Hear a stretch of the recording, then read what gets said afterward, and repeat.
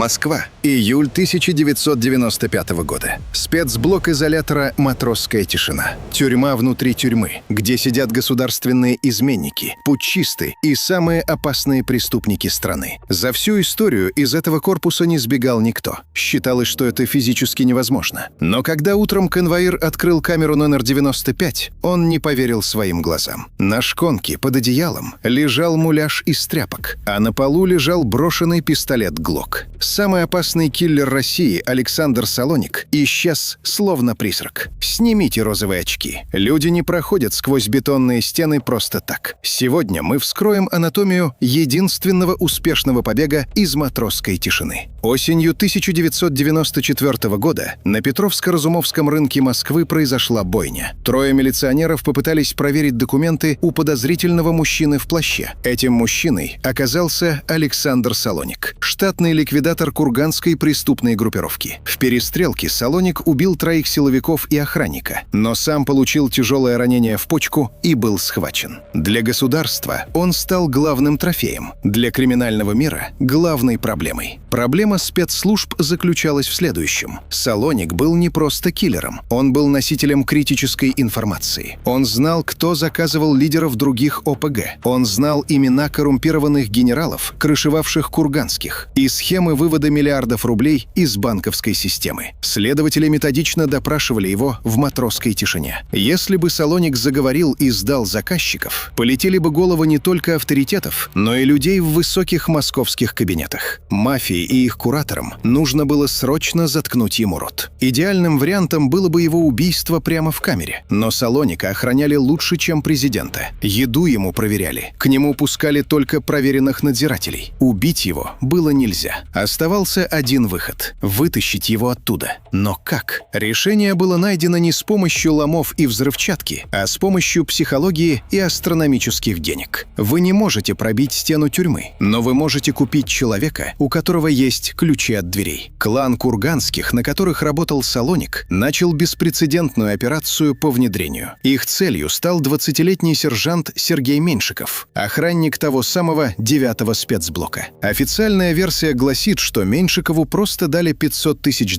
и он согласился. Но реальность куда сложнее. По данным инсайдеров, Меньшикова обрабатывали месяцами. Курганские бандиты вышли на него через общих знакомых. Они не предлагали ему преступления сразу. Сначала это были просто дорогие подарки. Приглашения в роскошные рестораны, где молодому нищему охраннику, получавшему копейки, показывали красивую жизнь. Его сделали частью семьи. Когда психологический барьер был сломан, ему озвучили сумму — $500 000 и билет в Европу. Для парня из 90-х это были деньги, ради которых можно было предать не только присягу, но и родину. Меньшиков согласился. Он стал троянским конем мафии внутри главной тюрьмы страны. А теперь давайте прервемся на первый главный инсайт. Забудем то, что вам рассказывали в криминальных передачах. Почему Салоника прозвали Сашей Македонским? Пресса создала миф, что он якобы мастерски стрелял по-македонски с 2 рук одновременно по разным мишеням. Это абсолютный бред и киношный штамп.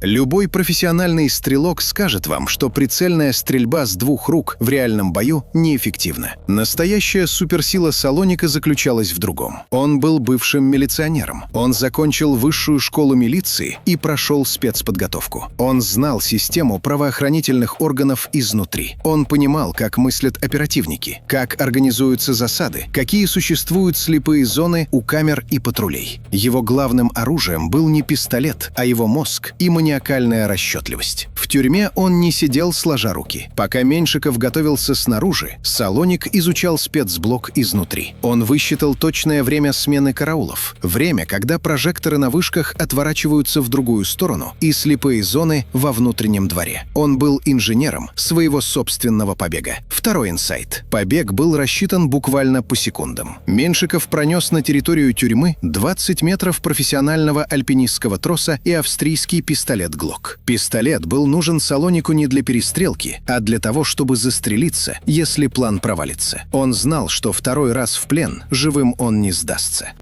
В ночь на 5 июля Меньшиков отключил сигнализацию в коридоре 9-го блока. Он открыл камеру Салоника. Они оставили на кровати муляж, чтобы выиграть время при утренней проверке. Дальше началось немыслимое. Они вышли на крышу прогулочного двора. Меньшиков заранее знал, что в 01:30 ночи часовой на ближайшей вышке уходит на перекур, оставляя слепую зону ровно на 4 минуты. За эти 4 минуты Салоник и Меньшиков спустились по веревке во внутренний двор, перебежали его, перебросили трос через внешнюю стену и оказались на улице Матросская тишина. Там их уже ждали 2 тонированные БМВ.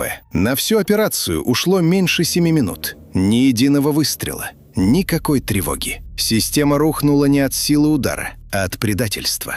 Но самый главный инсайт этой истории кроется в ее финале. Салоник считал, что он переиграл всех. Он получил фальшивый греческий паспорт на имя Владимира Кесова, роскошную виллу в Афинах и красивую жизнь. Но он не понял главного. Курганская и Ореховская группировки вытащили его не из благодарности. Они вытащили его, чтобы перевести из российской тюрьмы в свою собственную золотую клетку. На свободе Салоник был опасен. Он знал слишком много тайн. Более того, почувствовав свободу, он начал планировать убийство собственных боссов, чтобы стать единоличным лидером. Но его кураторы это предусмотрели. Его вилла прослушивалась. Каждый его шаг контролировался. Побег из Матросской тишины был лишь отсрочкой приговора. В феврале 1997 года к Салонику на виллу приехали свои люди. Возглавлял их Александр Пустовалов, известный как Саша Солдат. Салоник пустил их в дом, потому что считал их друзьями. Вместо пистолета Саша Солдат использовал тонкий капроновый шнур. Легендарный киллер номер 1 был задушен на собственной вилле без единого выстрела. Его тело нашли на свалке под Афинами в полиэтиленовом мешке. А что же сержант Меньшиков? Его тело нашли несколькими месяцами ранее. Мафия зачистила все следы своей корпоративной спецоперации.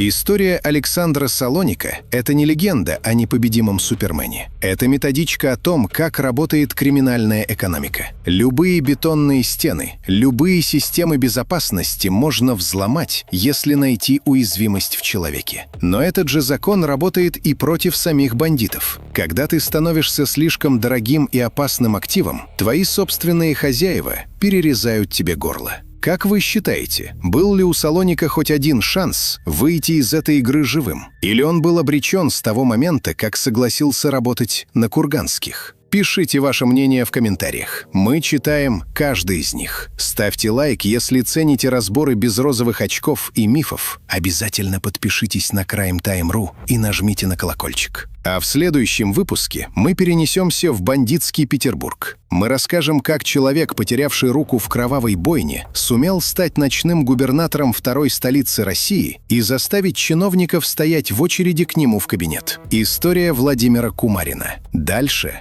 только правда. До скорого!